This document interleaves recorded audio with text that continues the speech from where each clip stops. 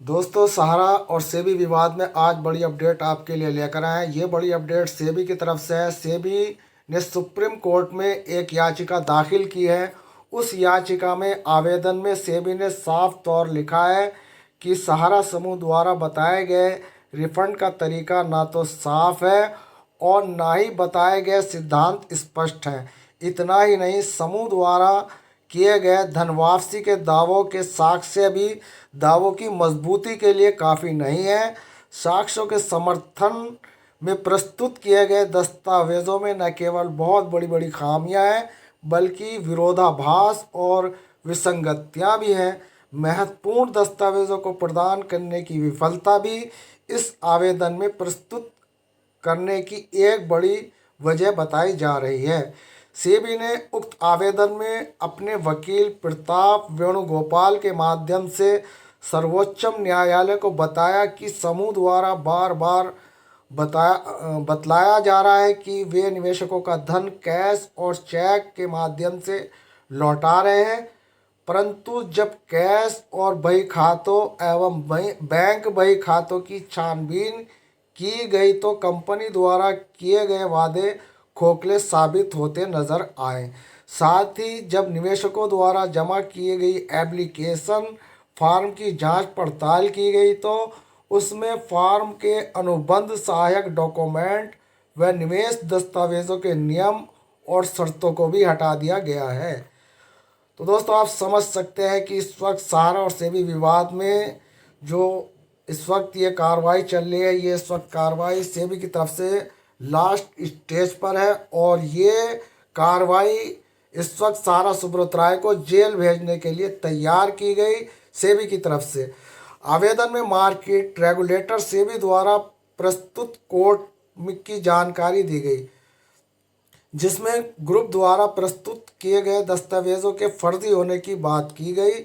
सेबी ने कहा, जब निवेशकों के बॉन्ड दस्तावेजों को देखा गया तो मालूम हुआ कि उनके केवाईसी दस्तावेज एवं एफिडेविट वास्तविक नहीं है, यानी कि वो असली नहीं है।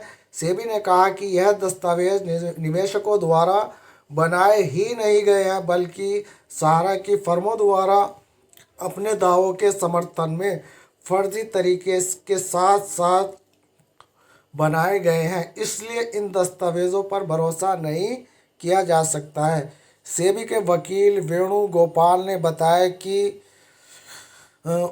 सेबी के वकील वेणु कुमार ने बताया कि बात करें दस्तावेजों को जमा करने की तो सहारा द्वारा उनका अनुपालन बार बार जानकर किया गया है। साथ ही बात करें समूह द्वारा प्रस्तुत किए गए दस्तावेजों के प्रमाणीकरण की तो वो पूरी तरह गलत है, भरोसे लायक नहीं है। इसलिए ग्रुप की संपत्ति को कुर्क कर उसकी बिक्री करनी चाहिए और निवेशकों का धन की वसूली करनी चाहिए। आपको बता दें कि यह पूरा मामला 24,000 करोड़ रुपए द्वारा सेबी के नियमों का पालन न करते हुए अनाधिकारिक रूप से बेचे गए बॉन्ड का है, जिसके बाद सुप्रीम कोर्ट ने सहारा को आदेश दिया था कि वह अनाधिकृत रूप से लिए गए निवेशकों के पैसों को सेबी के पास वापस जमा कराए, जिसमें सहारा का कहना है कि वह पहले ही ज़्यादातर निवेशकों को पैसा वापस कर चुके हैं। पर जब सेबी द्वारा दस्तावेजों को खंगाला गया तो सहारा के ये सारे वादे फर्जी निकले, यानी कि सब फेक वादे थे और फेक ही ये सब यहाँ पर आड़ियाँ लगाई गई थी। सुप्रीम कोर्ट के आदेशों का हवाला देते हुए सेबी द्वारा सहारा समूह की 2 फर्मों अदालत के पहले के आदेशों के अनुपालन में 62,100 करोड़ रुपया भुगतान करने का निर्देश दिया है। तो दोस्तों, आज 22,100 करोड़ रुपए के 62,100 करोड़ रुपया बन गया। यदि वे भुगतान में विफल रहे हैं तो सहारा समूह सुब्रत राय को एक बार फिर हिरासत में लिया जाएगा।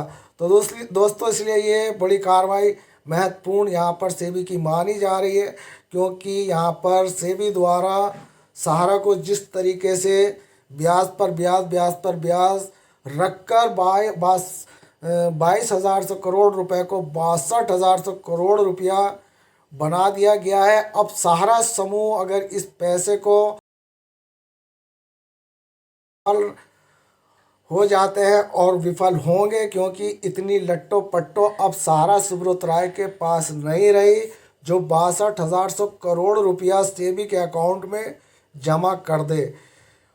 आपको बता दें कि सहारा सुब्रत राय अपनी मां के अंतिम संस्कार में शामिल होने के बाद पहली बार पैरोल पर आए थे और समय समय पर इसे बढ़ाया गया। उन्हें 2012 के आदेशों का पालन करने के लिए मार्च 2014 में न्यायिक हिरासत में भेज दिया गया था। इसके बाद राय और समूह के 2 निदेशक दिल्ली की तिहाड़ जेल में 2 साल तक बंद रहे।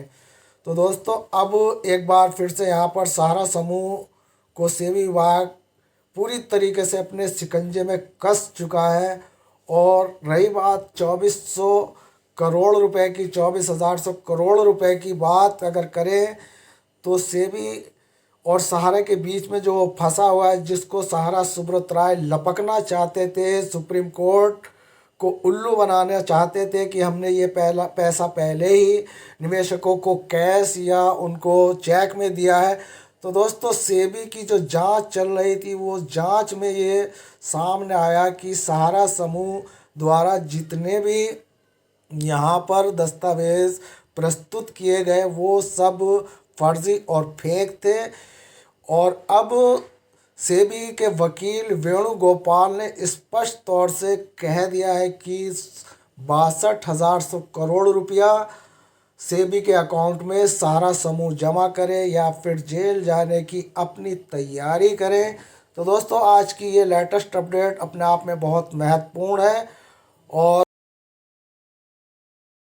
कि 62,000 करोड़ रुपया जमा करते हैं या सहारा जेल में जाते हैं, ये देखना पड़ेगा। क्योंकि 62,100 करोड़ रुपया कोई मामूली रकम नहीं होती। कहाँ 22,100 करोड़ रुपया जो सेबी के अकाउंट में सहारा ने अपना एरोप्लेन का अड्डा बेचकर, यानी कि अपना जो एरोप्लेन थे वो सब कुछ बेच बाच कर जमा किया था। और अब उस पैसे को इतना लंबा यहाँ पर जो विलम्ब चला इसकी कार्रवाइयों में, तो 62,000 करोड़ रुपया तो सहारा को अब देना पड़ेगा। रही बात 22,100 करोड़ रुपए की, तो वो 22,100 करोड़ रुपया सहारा का जो सपना था कि सेबी से मुझे वापस मिल जाएगा, तो वो सहारा को और 6200 करोड़ रुपया यहाँ पर जमा करने पड़ेगा।